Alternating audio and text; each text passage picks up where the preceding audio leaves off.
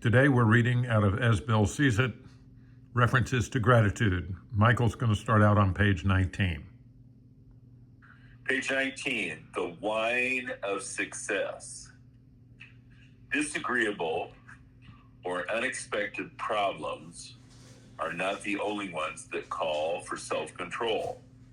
We must be quite as careful when we begin to achieve some measure of importance and material success. For no people have ever loved personal triumphs more than we have loved them. We drank of success as of a wine, which could never fail to make us feel elated. Blinded by prideful self-confidence, we were apt to play the big shot.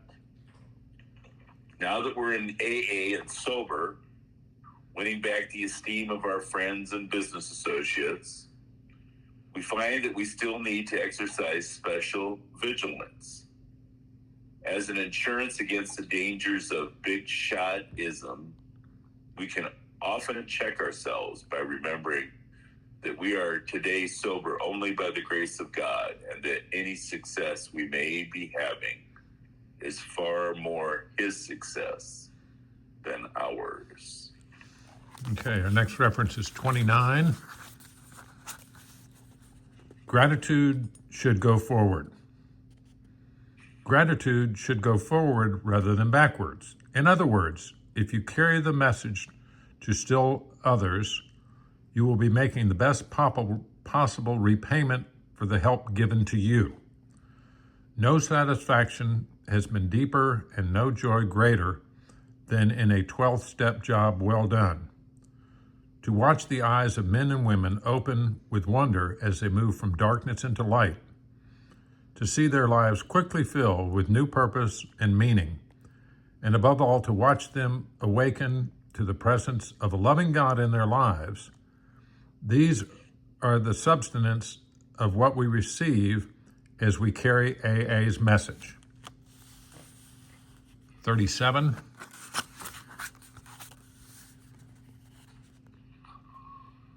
Page 37, a full and thankful heart.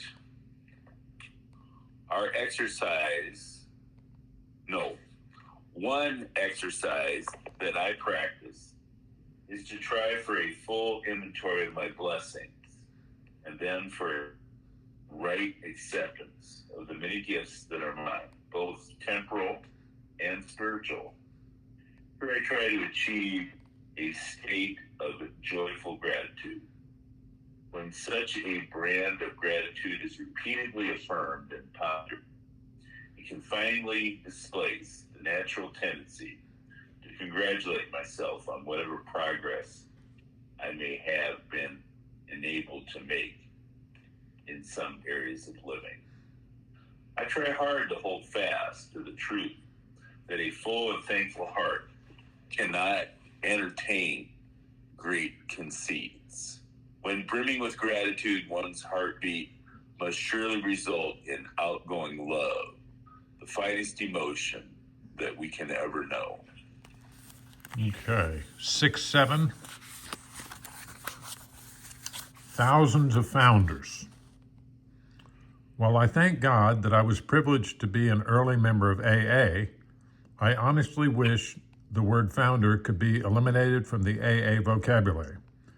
When you get right down to it, everyone who has done any amount of successful 12-step work is bound to be the founder of a new life for other alcoholics. AA was not invented. Its basics were brought to us through the experience and wisdom of many great friends.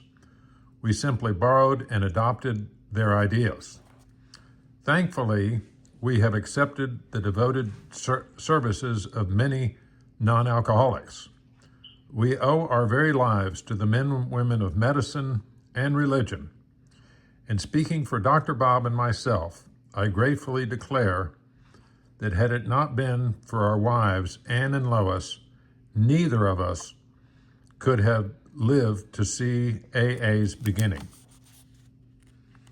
6, 7. 133. Whoa, that's a big jump.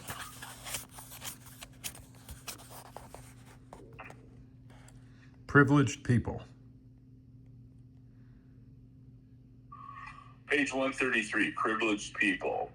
I saw that I had been living too much alone, too much aloof from my fellows, and too deaf to that voice within.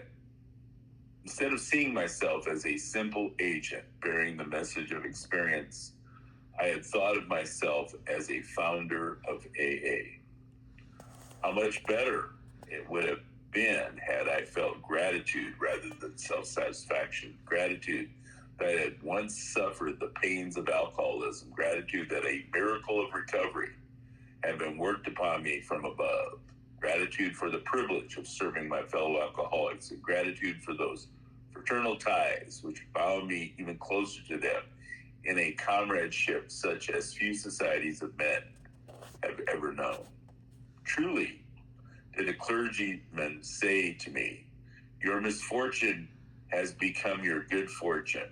You AAs are a privileged people. Okay. 155. Built by the one and the many. We give thanks to our Heavenly Father, who, though so many friends we give thanks to our Heavenly Father, who through so many friends and through so many means and channels has allowed us to construct this wonderful edifice for the spirit in which we are now dwelling. This cathedral, whose foundations already rest upon the corners of the earth. On its great floor, we have inscribed our 12 steps of recovery.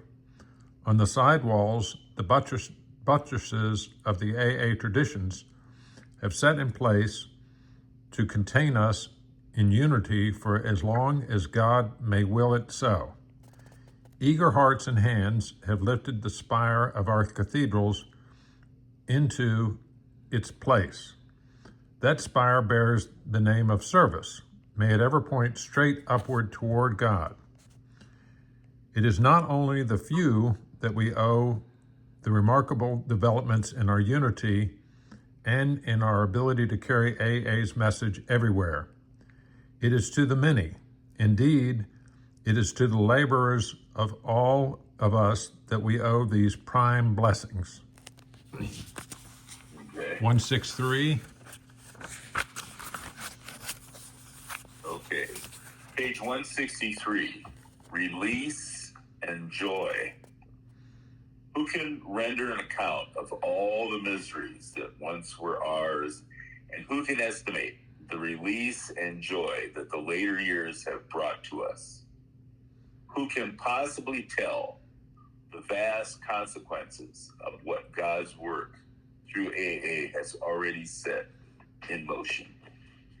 And who can penetrate the deeper mystery of our wholesale deliverance from slavery, a bondage to a most hopeless and fatal obsession, which for centuries possessed the minds and bodies of men and women like ourselves? We think cheerfulness and laughter make for usefulness.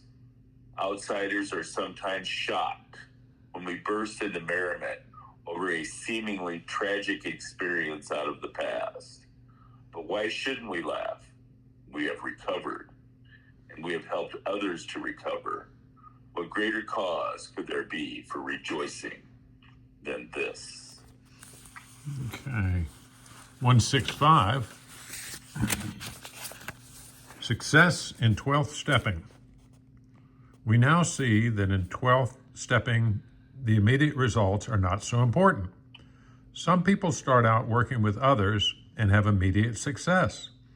They are likely to get cocky. Those of us who are not so successful at first get depressed. As a matter of fact, the successful worker differs from the unsuccessful only in being lucky about his prospects. He simply hit newcomers who are ready and able to stop at once. Given the same prospects, and seemingly unsuccessful person would have produced almost the same results. You have to work on a lot of newcomers before the law of averages commences to assert itself. All true communication must be founded on mutual need. We saw that each sponsor would have to admit humbly his own need as clearly as those of his prospect. 168. Oh boy, it's like right next to each other. Yep. Page 168, accepting God's gifts. Though many theologians hold that sudden spiritual experiences amount to a special distinction, if not a divine appointment of some sort, I question this view. Every human being, no matter what his attributes for good or evil, is a part of the divine spiritual economy. Therefore, each of us has his place, and I cannot see that God intends to exalt one over another. So it is necessary for all of us to accept whatever positive gifts we receive with a deep humility, always bearing in mind that our negative attitudes were first necessary as a means of reducing us to such a state that we would be ready for a gift of the positive ones via the conversion experience. Your own alcoholism and the immense deflation that finally resulted are indeed the foundation upon which your spiritual experience rests. Okay. 231.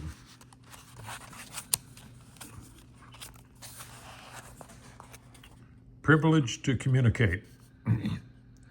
Everyone must agree that we AAs are unbelievably fortunate people. Fortunate that we have suffered so much. Fortunate that we can know, understand, and love each other so supremely well. These attributes and virtues are scarcely of the earned variety.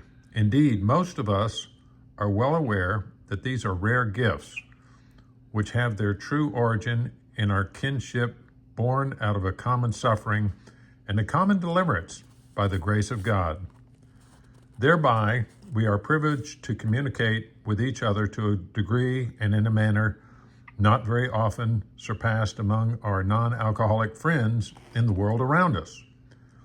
I used to be ashamed of my condition, so didn't talk about it. But nowadays, I freely confess I am a depressive, and this has attracted other depressives to me. Working with them has helped a great deal. Bill added that he had no depression after 1955. Oh, Okay. 249. God's gifts. okay, page 249, God's gifts. We see that the sun never sets upon AA's fellowship, that more than 350,000 of us have now recovered from our malady, that we have everywhere begun to transcend the formidable barriers of race, creed, and nationality. This assurance that so many of us have been able to meet our responsibilities for sobriety and for growth and effectiveness in the troubled world where we live will surely fill us with the deepest joy and satisfaction. But as a people who have nearly always learned the hard way, we shall certainly not congratulate ourselves. We shall perceive these assets to be God's gifts, which have been in part matched by an increasing willingness on our part to find and do His will for us. Okay. 253. Look before you leap. Wise men and women rightly give a top rating to the virtue of prudence. They know that without this all-important attribute, little wisdom is to be had. Mere looking before we leap is not enough. If our looking is charged with fear, suspicion, or anger, we had better not have looked or acted at all. We lose the fear of making decisions, great and small, as we realize that should our choice prove wrong, we can, if we will, learn from our experience. Should our decision be the right one, we can thank God for giving us the courage and the grace that caused us to so act. 256. A special experience. Okay, page 256, the special experience. I was the recipient of a tremendous mystic experience or illumination. And at first, it was very natural for me to feel that this experience staked me out as somebody very special. But as I now look back upon this tremendous event, I can only feel very grateful. It now seems clear that the only special features of my experience were its suddenness and the overwhelming and immediate conviction that it carried. In all other respects, however, I'm sure that my own experience was essentially like that received by any AA member who has strenuously practiced our recovery program. Surely the grace he receives is also God. The only difference is that he becomes aware of his gift more gradually. Okay. 266. Give thanks. Though I still find it difficult to accept today's pain and anxiety with any great degree of serenity, as those more advanced in the spiritual life seem to be able to do, I can give thanks for present pain nevertheless. I find the willingness to do this by contemplating the lessons learned from past sufferings, lessons which have led to the blessings I now enjoy. I can remember how the agonies of alcoholism, the pain of rebellion, and thwarted pride have often led me to God's grace and so to a new freedom. 267. Behind our excuses, page 267. As excuse makers and rationalizers, we drunks are champions. It is the business of the psychiatrist to find the deeper causes for our conduct. Though uninstructed in psychiatry, we can, after a little time, in AA, see that our motives have not been what we thought they were, and that we have been motivated by forces previously unknown to us. Therefore, we ought to look with the deepest respect, interest, and profit upon the example set us by psychiatry. Spiritual growth through the practice of AA's 12 steps, plus the aid of a good sponsor, can usually reveal most of the deeper reasons for our character defects, at least to a degree that meets our practical needs. Nevertheless, we should be grateful that our friends in psychiatry have so strongly emphasized the necessity to search for false and often unconscious motivations. Okay, 303. Loving advisors. Had I not been blessed with the wise and loving advisors, I might have cracked up long ago. A doctor once saved me from death by alcoholism because he obliged me to face up to the deadliness of that malady. Another doctor, a psychiatrist, later on helped me save my sanity because he led me to ferret out some of my deep-lying defects. From a clergyman, I acquired the truthful principles by which we AAs now try to live. But these precious friends did far more than supply me with their professional skills. I learned that I could go to them with any problem, whatever. Their wisdom and their integrity were mine for the asking. Many of my dearest AA friends have stood with me in exactly the same relation. Oftentimes, they could help where others could not, simply because they were AAs. And our last reading is 326. Welcome criticism.